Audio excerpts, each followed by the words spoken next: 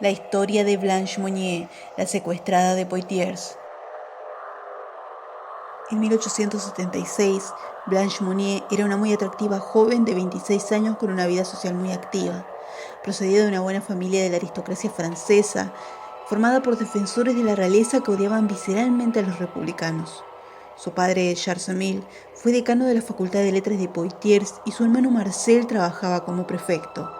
En definitiva, se trataba de una mujer bien situada que por esos días conoció a un abogado arruinado, que le sacaba bastantes años y de que cayó irremediablemente enamorada. Un día, Monnier desapareció sin dejar rastro. Su madre y su hermano lloraron su pérdida en público. Su padre moriría en 1882 y apenas 3 años después, el abogado que había enamorado a la joven.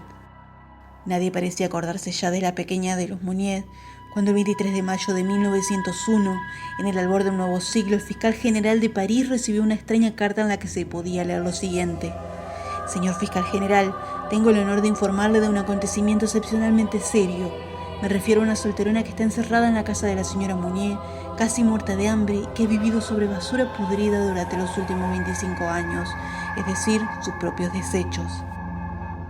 Si esta carta resultaba sorprendente, no se debía únicamente a la dura acusación que vertía, sino también a que la familia Monnier gozaba de una reputación intachable. La madre, que por aquel entonces contaba con 75 años, había recibido un galardón del Comité de Buenas Acciones por sus contribuciones a la ciudad y convivía pacíficamente con su hijo. Sin embargo, y por si acaso, la policía decidió visitar la casa de la aristócrata familia, donde comprobaron que todo lo que habían leído no solo era cierto, sino que era incluso peor. En la segunda planta de la casa de los Monnier, los investigadores encontraron una puerta cerrada con llave. Al abrirla, lo primero que percibieron fue un hedor insoportable. Una vez sus ojos se acostumbraron a las tinieblas, pudieron ver en un rincón de la estancia una mujer malnutrida y sentada sobre una cama de paja. Por toda la habitación había restos de heces y vómito. Tan pronto como entramos en la habitación, vimos en la parte trasera y tumbada en una cama su cabeza y cuerpo cubiertos con una manta repulsivamente sucia. Una mujer que el señor Marcel Monnier identificó como su hermana, la señora Blanche Monnier, declaró uno de los testigos en el juicio oficiado. La desafortunada mujer estaba tumbada completamente desnuda sobre un lecho de paja podrida. Todo a su alrededor formaba una especie de costra formada por excrementos, trozos de carne, verduras, pescado y pan podrido. También vimos cáscaras de ostras y bichos corriendo por la cama. Cuando los policías intentaron hablar con ella, se limitó a gritar y encogerse en su cama. Rápidamente, los agentes de la ley salieron de la habitación, disuadidos por el insoportable hedor, para registrar el resto de las habitaciones. El comedor estaba bien amueblado, la cocina cuidada y la escalera limpia. Todo estaba en su sitio. La anciana señora Monnier estaba ataviada con una bata de vestir decorada con cuadros negros y blancos. En resumen, no parecía ser la clase de mujer que rechazaba su cuidado personal.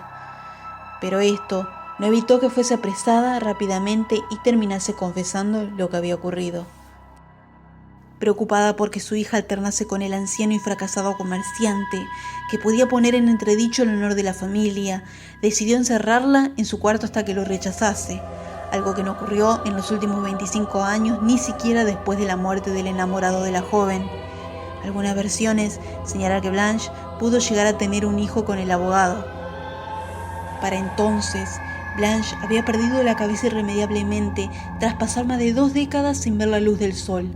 Pesaba tan solo 24 kilos, al haberse alimentado tan solo con los restos de la comida de su madre, quien apenas sobreviviría 2 semanas más tras sufrir un ataque al corazón luego de ser detenida. El juicio, que conmocionó a Francia, arrancó el 11 de octubre. En él se declaró a Marcel cómplice de los actos de violencia y fue condenado a 15 meses de prisión. Según su versión de los hechos, había intentado internar a Blanche en un manicomio, pero se había encontrado con la negativa de su madre, ya que ello pondría en tela de juicio su honor. Además, añadía que la mujer podría haber abandonado la habitación cuando quisiera. En el proceso, se puso de manifiesto que Blanche sufría una larga lista de problemas mentales que se agravaron con el tiempo, de la histeria anoréxica a la coprofilia, es decir, el placer a manipular, tocar o oler excrementos, pasando por el exhibicionismo. Blanche Sería enviada al hospital psiquiátrico de Blois, donde moriría en 1913, el mismo año que su hermano, retirado en una mansión de los Pirineos.